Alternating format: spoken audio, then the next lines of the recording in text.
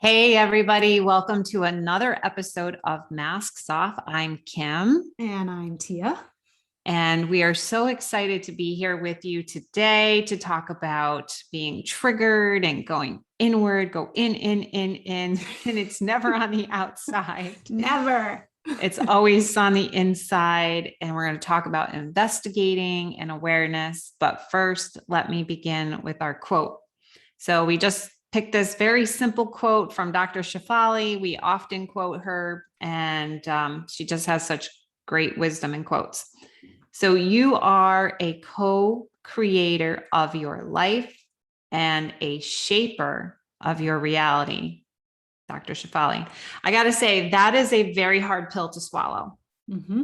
That's a very hard pill to swallow because it's so much easier to blame.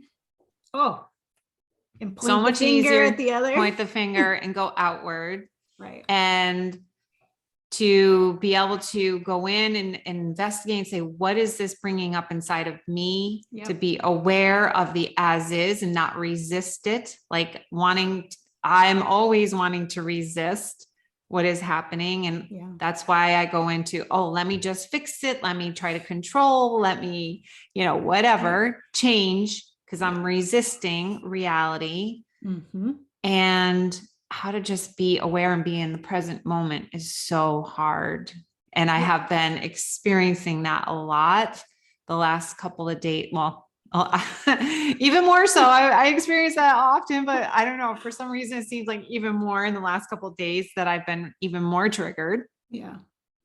And my daughter is at school, as I've often mentioned on the podcast before, and she still has 6 months to go on her lease.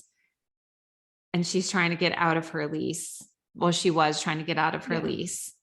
And so I was just like feeling, and then yesterday she shared that she wanted to get an apartment with her friend that is from home, like her high school friend.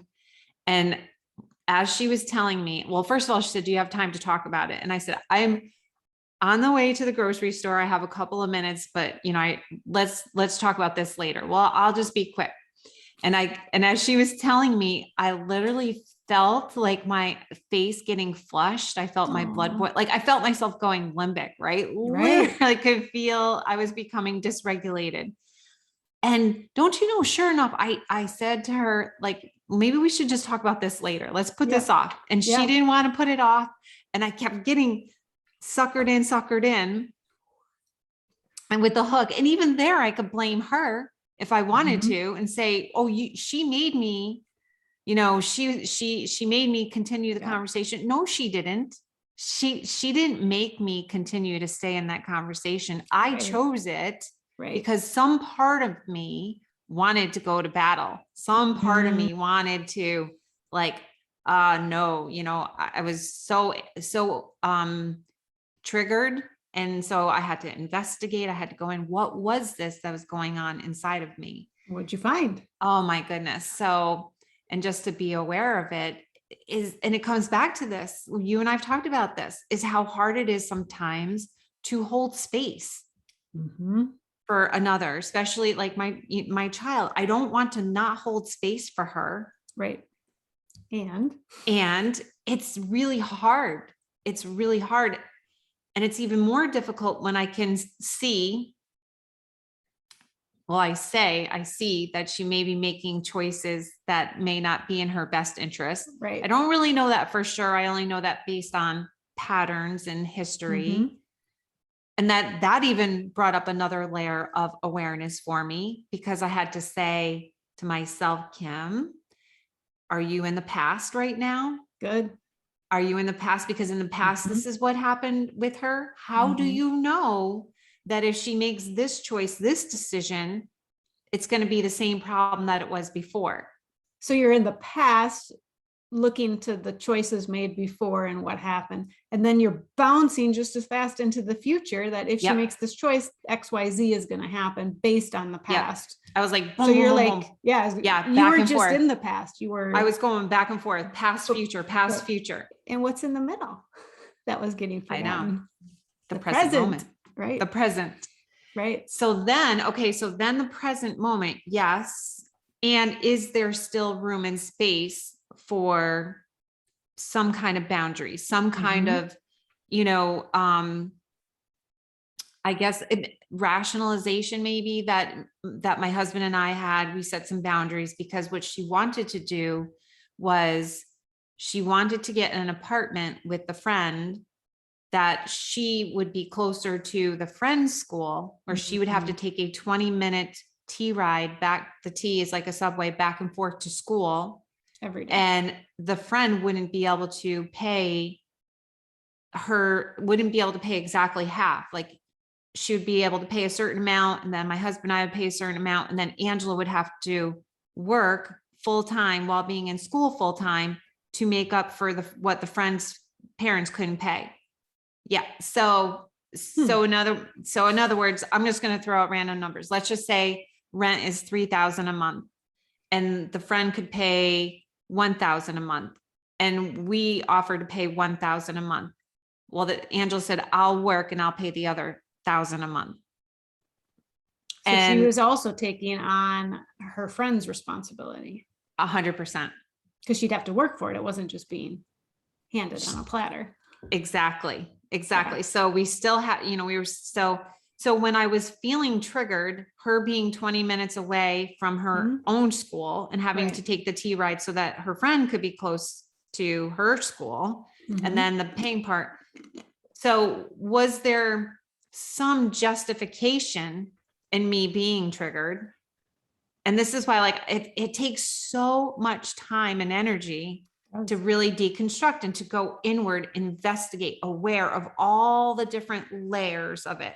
And so even while I was aware of my emotional stuff and that I was in the past and in the future, at the end is there's still a space for some boundaries, because she's even being triggered. What is, you know what I mean? She's being triggered off of something, fear of what happens if I don't find another roommate. This situation works out really well. I know her from high school. She's been my friend forever. Right. It makes perfect sense, but she's willing to make all those sacrifices to make this work. To try to just change the situation she's in without necessarily seeing the wider view per se. Right. And then recognizing too, like you're having these triggers, which I understand, because I'm putting myself in other situations that I've been through, and doing the process alongside you. And so having that response, that reaction is a key. You need, that there's a boundary there. So oftentimes people may think like, well, I have a right to be activated. I have a right to have a reaction. Yes. And how can you now step into the present so you can make a conscious choice to create a necessary boundary? So like you noticed you were being triggered and activated, you went within, you realized where you need to make this financial boundary. Yeah. This is how much we're willing to give if you can figure out all of the other stuff. Knowing that's also going to create a reaction from her, a trigger from her most likely. And so it's like the spiral, but recognizing trigger, inward, boundary, yes or no, conscious choice. And then that can create another trigger, right? Because you could set the boundary, create that conscious choice for you, and then she can get triggered. And then you may get triggered again in her reaction. And so, but that's the dance, right? So then we investigate and we go inward. So it doesn't mean we don't get upset. So I think sometimes people think if I'm not ever supposed to get upset. No, that's not at all what we're talking here. You can still have your feelings of being upset. So yes, the only thing like in reviewing and in hindsight is, like I said, I knew when I was on the way to the grocery store and I felt myself becoming dysregulated. Like I watched it happen. And you felt it. Felt it. Yeah. I like viscerally felt it. And in that moment, like, okay, so again, that's in the past, coulda, woulda, shoulda. But if I were to do a do-over, would have held the initial boundary of right now is not a good time. Right. Like I heard her information. I let her give me the information, which was I'm talking to my friend about getting the apartment 20 minutes away and blah, blah, blah. And then say, oh, let me take all that information in. Let me digest it and I'll get back to you.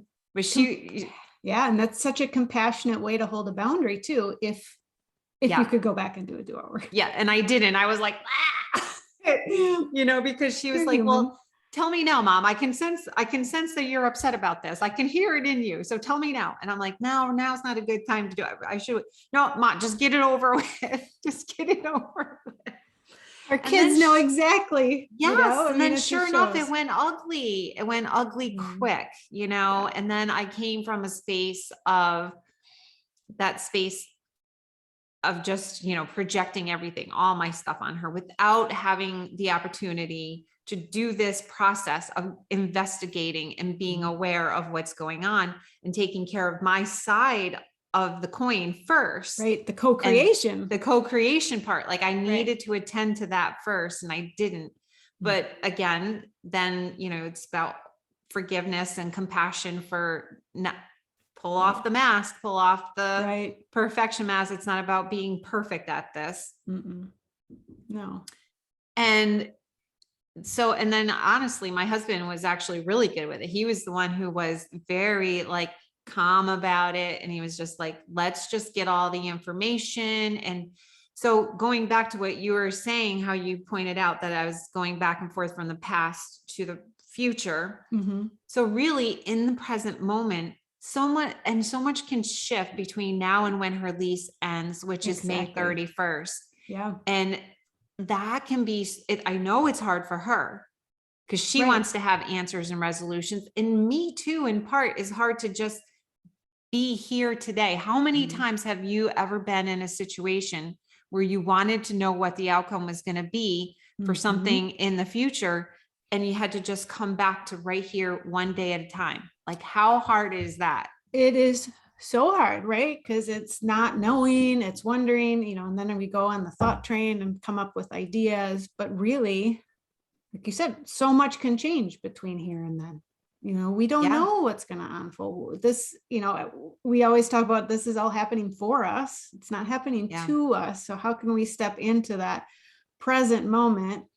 So, because really we can't investigate and increase awareness if we're not in the present moment, because if we're now, having said that, we can look to our past to increase our awareness and our understanding and look for those patterns, but we have to be in the here and now to be able to do it with that discernment, with that more clarity.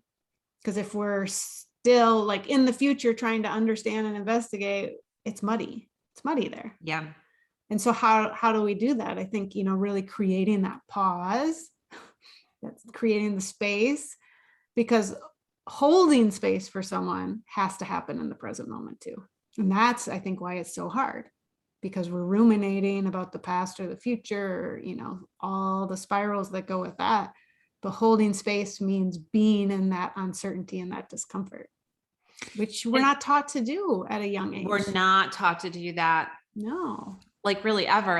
How many people really never, ever learn how to do that? Oh, to do any of people, right? Yeah. That people are just walking around, like zombies, just reacting and dysregulated most of the time, not knowing how to do any of this. So that being said, I agree. And again, going back to me, because in the moment I reacted, overreacted really is what I did. I overreacted in the moment, that I wasn't able to even really see until today that, and it was like a light bulb went on, because it was like, okay, what is really at play for her? Right. And in her decision-making was, if I really am trying to understand deeply what's underneath her motivation, is that it's her own fear.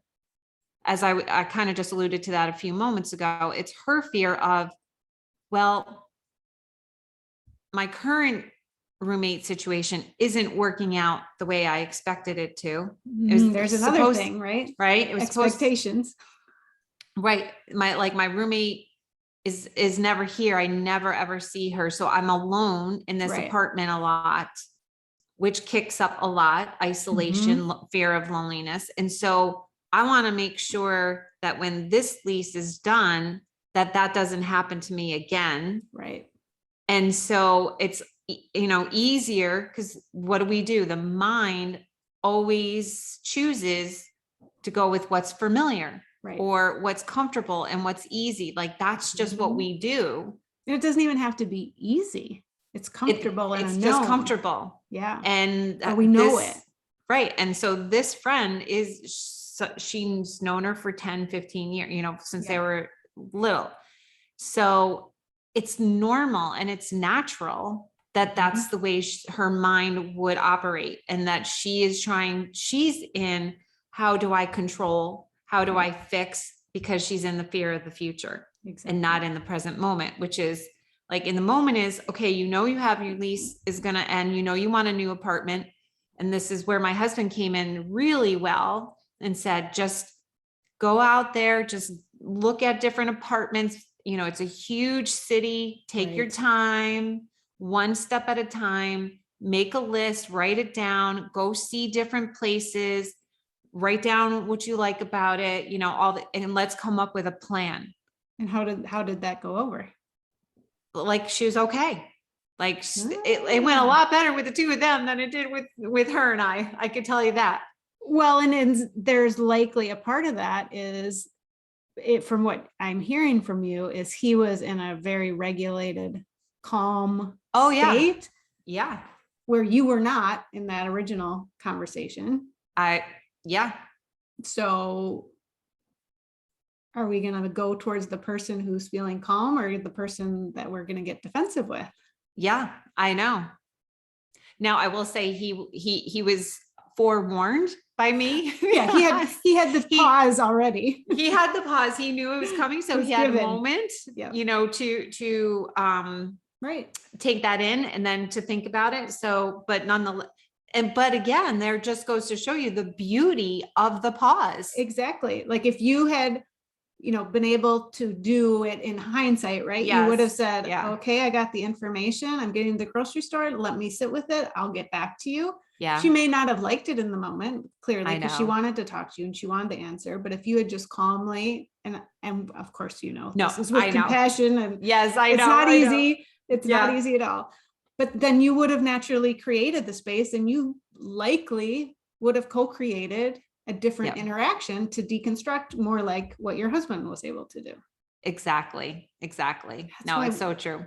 We're so, and I'm guilty of this, we want to fix it in the moment. We want to just okay, let's just get this over with. But the reality is we're usually co-creating a more challenging situation, where if we just take a little bit of space, it comes clearer, more clear. It does. My grandmother used to say to me all the time as a kid, haste makes waste.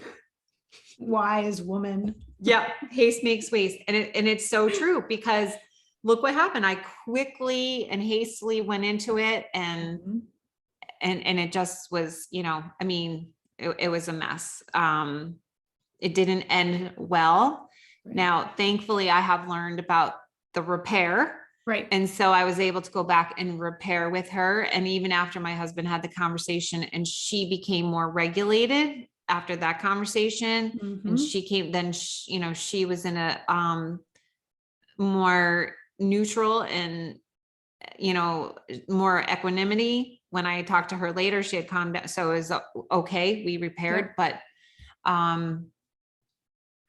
when you don't have those tools, though, and I think about it before I had all this work, how calcified and damaged relationships can become so easily, and without awareness. You don't even know. So focused that it's the other one doing stuff to me. Like, you could have stayed with the story that she was doing this to you, which may have been how you or I would have shown up 15 years ago. I know. And the reality is, she wasn't regulated. She wasn't showing up with herself feeling able to have a conversation. So it's the co-creation, but someone has to break that. Shouldn't say has to. Someone can choose, make a conscious choice, creating Yeah. the pause or coming from a more regulated state, which at least gives the opportunity for the other to do the same. Doesn't mean they will, You give the opportunity. but if we can show up with more of a regulated nervous system, with more curiosity, Yeah. and then there's also that piece of, you talked about investigating, going within. It's also investigating the other. Like, you came to that realization she was coming from a place of fear. So you were investigating her experience, what her behavior was actually telling you about the unmet need or the worry. So investigating is first and foremost, we go to ourselves. But if it's about something in relationship with someone else, then we can investigate, well, what may be going on with them? And that kind of investigation, that kind of curiosity allows the other one to feel seen and heard. And that does create the connection, right? Mm-hmm. Like, oh, wow, mom really gets how I feel, or whoever, she can really get what's going on with me. And even if we don't get it, they can feel heard and accepted. Even if we don't get it, we can accept it. Yes. Because there's times I don't get it. I will be honest. Yeah. I really, if you could, and that's that, then it's the dance again, the investigation. Like, if only, this, like, you can look at her situation, I can look at someone else's situation, but then it comes back. Okay, so now I just crossed over because I can see if you make a different choice, it could be different, but if that person's not ready, we have to accept where they're at. And that increases our awareness as well. Like, oh, look, I'm able to step into holding space because I'm in the present without wanting to fix, change, control, all of that. Yeah. So good that you said that. So much easier said than done for me to do that. Oh my God, that's a hard one, but it is the practice. And it is, where I try to grow each and every day in that way. That's the beauty, right? Yeah. We can always make that choice to grow every day. And if we fall flat on our face that day, we have compassion for ourselves in that moment. Absolutely. Gotta love ourselves. That's right. Yes. All right. Well, do you feel complete? I feel complete for now until our next conversation. Me too. So thank you, everyone. If you enjoyed this podcast, give us a thumbs up, and we always appreciate your support. Thanks so much. Take care. Bye.